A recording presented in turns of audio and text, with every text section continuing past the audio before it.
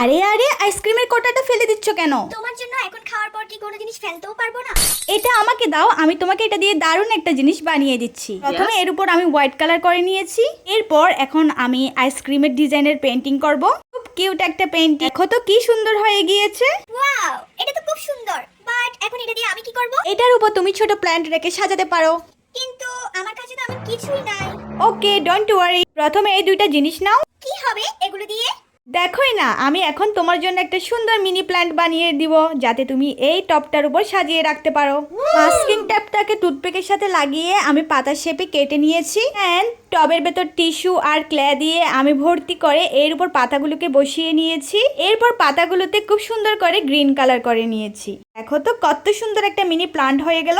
আমি তো বিশ্বাসই করতে পারছি না। থ্যাংক ইউ আমাকে এত সুন্দর একটা জিনিস বানিয়ে দেওয়ার জন্য। আর এখন এই সুন্দর ভিডিওতে যারা লাইক করবে না তাদের জন্য এটা